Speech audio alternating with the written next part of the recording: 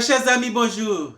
C'est Gerpi Lafaille, un de vos amis qui vous aime. À vous tous qui suivez cette vidéo, à vous tous qui êtes abonnés à cette chaîne, je vous rappelle que j'ai le grand plaisir de vous avoir comme ami. Bienvenue à la 39e vidéo où nous partageons ce sujet, nous et notre vie sur Terre. Dans la vidéo précédente, on avait vu que le bien-être de l'homme, la vie et le bien-être de l'homme, c'est la présence de Dieu. Autant que la présence de Dieu est dans la communauté, autant sa bénédiction se multiplie dans la communauté, autant que sa présence est dans la famille, autant ses bénédictions se multiplient dans cette famille. Et tout le monde en profite. Tout le monde, sans exception, peuvent profiter de toutes les bénédictions générées par la présence de Dieu. Mais si vous ne vous appropriez pas de sa présence personnellement dans votre vie, lorsque sa présence sera retirée, ou bien lorsque les bénédictions cesseront de manifester, alors votre vie sera l'enfer, parce que l'absence de Dieu, c'est la privation de ces bénédictions, et la privation des bénédictions de Dieu, c'est l'enfer. L'enfer, c'est l'absence de la présence de Dieu. C'est la privation des bénédictions, car les bénédictions embellissent et génèrent la vie. La présence de Dieu, c'est important de l'approprier personnellement dans votre vie pour que vous ayez sa présence définitivement. Ainsi, vous allez devoir vous rendre compte que rien sur terre n'est gratuit. Rien sur la terre n'est le fruit du hasard. Tout a un propriétaire. Et ce propriétaire demandera des comptes à tous ceux qui en profitent. Même votre vie ne vous appartient pas. Et vous aurez à rendre compte pour votre vie. Pour votre vie, de la manière dont vous faites la gestion. Vous êtes les gérants de tout ce que vous possédez. Ce sont des propriétés de Dieu que vous êtes en train de gérer sur la terre, et vous aurez à rendre compte. Dieu vous demandera des comptes. Même pour votre vie, vous ne pouvez pas faire ce que vous voulez parce que vous ne vous appartenez pas. Dans 1 Corinthiens 6, verset 19, il est écrit: ne savez-vous pas que votre corps est le temple du Saint-Esprit qui est en vous, que vous avez reçu de Dieu et que vous ne vous appartenez pas, et que vous ne vous appartenez point à vous-même. Votre corps est le bien de Dieu. Votre esprit appartient à Dieu. Et on a vu la dernière fois que lorsque, après la mort, les trois parties qui composent votre personne seront séparées, et votre corps retournera de la poussière, votre esprit retourne à Dieu qui l'a donné. La vie qui est en vous, votre esprit appartient à Dieu. Dans Ecclésiaste 12, le verset 9, il est écrit que votre corps retournera de la poussière, votre esprit retourne à Dieu qui l'a donné. Ainsi, vous ne vous appartenez pas à vous-même. On vous fait croire que c'est à vous de choisir la vie que vous voulez vivre, de chercher votre propre bonheur. C'est faux. vous avez le droit, vous n'avez pas le droit de vivre comme vous voulez. Vous n'avez pas le droit de faire ce que vous voulez avec votre corps parce qu'il ne vous appartient pas. Vous n'avez pas le droit de faire ce que vous voulez avec votre vie parce qu'elle ne vous appartient pas. Mais vous devez vivre de la manière dont Dieu exige que nous vivons. Vous devez vivre la manière dont la Bible explique que vous devez vivre. Donc c'est Dieu qui donne la manière dont nous devons nous comporter, dont nous devons vivre. Ainsi, la Bible explique la manière dont chaque humain doit vivre sur la terre. Oui, vous avez le droit de choisir. Vous avez le droit de choisir, moyennant que vous serez responsable de toutes les conséquences de chaque décision que vous prenez et de chaque choix que vous faites. Vous aurez à rendre compte. Dieu vous demandera des comptes et pour votre vie, pour la manière dont vous faites la gestion de votre vie, pour la manière dont vous faites la gestion des biens ou bien des bénédictions que Dieu vous a confiées. Et il vous demandera des comptes. Donc, par conséquent, c'est à vous de prendre les décisions, c'est à vous de faire le choix de la vie que vous voulez vivre. Mais Dieu ne sera pas responsable de vos souffrances. Il ne sera pas responsable de vos malheurs parce que vous faites vos choix et les choix qui sont contraires à la vérité, les décisions qui sont contraires à la volonté de Dieu généreront inévitablement des conséquences regrettables, des conséquences même insupportables. Et cela engendrera beaucoup de souffrances. Dieu ne sera pas responsable de vos souffrances parce que ce seront les conséquences de vos choix, les conséquences de vos décisions. Ainsi, Dieu ne sera pas responsable de vos malheurs. Dieu ne sera pas responsable de votre éternité en enfer. La Bible explique la manière dont l'homme doit vivre sur la terre. La vérité est à la portée de chaque humain sur la terre. Donc, tous ceux qui choisissent de vivre dans la manière dont ils désirent, dans la manière dont cela leur semble bon, à ce moment-là, cela générera des conséquences et vous serez responsable de vos souffrances. Vous savez que toutes les causes, toutes les souffrances qu'on supporte sur la terre, ce sont les conséquences de nos comportements irresponsables.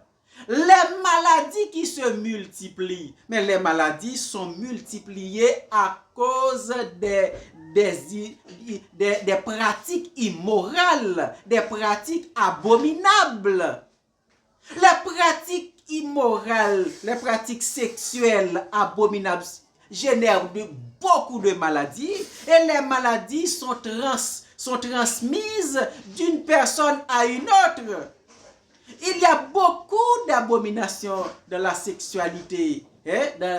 On pratique des sexualités contre nature. On pratique la sexualité avec des animaux, etc. Et cela génère des maladies. Et lorsque les maladies sont transmises par la promiscuité sexuelle, les prostituées qui couchent avec toutes sortes de gens et les maladies sont partagées avec rapidité parce que la sexualité est appliquée de manière immorale, de manière abominable. La sexualité est pratiquée de manière contraire à la volonté de Dieu, de manière contraire à la vérité. Alors les conséquences se multiplient. Les conséquences sont regrettable. Alors, vous devez vous rendre compte que vous êtes en train de vivre une vie qui appartient à Dieu. Mais lorsque votre vie fonctionne ainsi loin de la vérité, il vous faut une réflexion. Une réflexion. C'est cette réflexion qui vous amènera à la régénération. Le dictionnaire définit la régénération comme reconstituer, refaire, recycler, et engendrer de nouveau, donner une nouvelle naissance. Dans le sens figuré, c'est réformer, améliorer, renouveler, se reproduire, se reconstituer. Ce sont des mots qui sont utilisés pour expliquer la régénération. Le mot régénération. Donc, remarquez le préfixe re devant tous ces mots. Refaire, recycler, enregistrer de nouveau, donner une nouvelle naissance, reformer, renouveler, reproduire, reconstituer. Ainsi, vous pouvez remarquer le préfixe re et le mot nouveau. Donc, cela veut dire que lorsque le préfixe re est utilisé dans un mot, c'est qu'il y avait un état avant et que cet état a été dérangé, cet état a été disparu, ou bien cet état n'est plus, et on veut retourner dans cet état. C'est l'état qu'on avait avant, l'état d'où on était auparavant.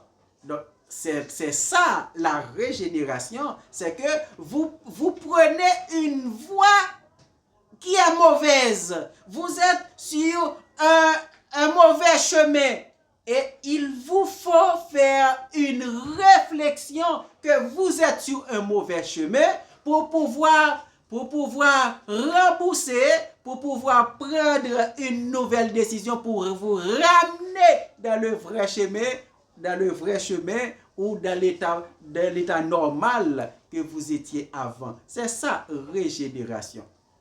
Donc, cette idée de régénération va vous permettre de rechercher la volonté de Dieu. Parce qu'on avait perdu la relation de Dieu en Éden à cause du péché. Mais maintenant, lorsque Jésus est venu pour ôter le péché ou pour résoudre le problème du péché, à ce moment-là, il est possible de retourner à Dieu. Il est possible de réconcilier à Dieu. Il est possible de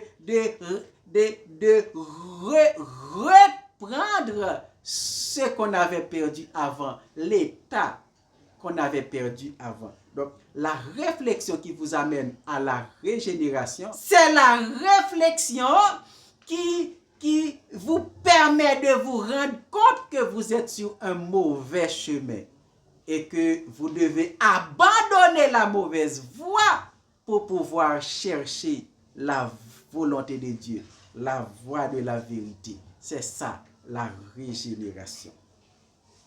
Donc, ainsi, c'est une nécessité pour vous de faire cette réflexion qui va vous amener à Dieu. De même, l'enfant prodigue a fait une réflexion qui l'a amené à son père. Il s'est rendu compte que la présence de son père était la source de sa vie, la source de son bien-être. Donc la présence de son père était son bien-être, et privé de la présence de son père, il est privé de la vie, il est privé de l'amour, il est privé de toute ambiance, de tout environnement qui permet de vivre confortablement et de manière satisfaisante. Cette même réflexion vous amènera aussi à Dieu pour pouvoir retrouver une vie parfaite, une qualité de vie satisfaisante. La régénération, c'est important. C'est important pour vous d'être régénéré. Mais maintenant, il y a la repentance. Après la régénération, il y a la repentance. La repentance, c'est la séparation de tout ce qui est contraire à la vérité. La repentance, c'est une démarche qui nous permet de nous séparer de tout ce qui est contraire à la volonté de Dieu. Parce que la réflexion qui nous fait rendre compte que notre vie n'est pas normale et que nous devons nous séparer de tout ce qui est contraire à la volonté de Dieu. Lorsque nous nous rendons compte que notre vie, que notre voie n'est pas la bonne, eh bien, nous allons sentir la nécessité de nous séparer de tout ce qui est contraire à la volonté de Dieu pour pouvoir chercher sa présence. Dans la prochaine vidéo, on en parlera. Éternel Dieu des cieux, je te remercie pour tous les amis que tu m'as donnés sur les réseaux sociaux. Merci pour toutes les paroles que nous partageons. Permets, oh Dieu, que toutes ces paroles puissent servir à bon escient pour que tous mes amis puissent prendre des bonnes décisions, des décisions judicieuses, leur permettant de se rapprocher de toi, leur permettant de chercher ton royaume. Au nom de Jésus, que ces paroles puissent les servir à prendre la décision de changer de royaume. Au nom de Jésus, je te prie. Amen.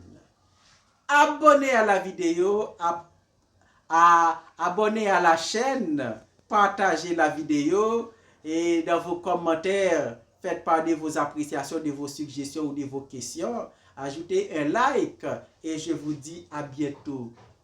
Que Dieu vous bénisse.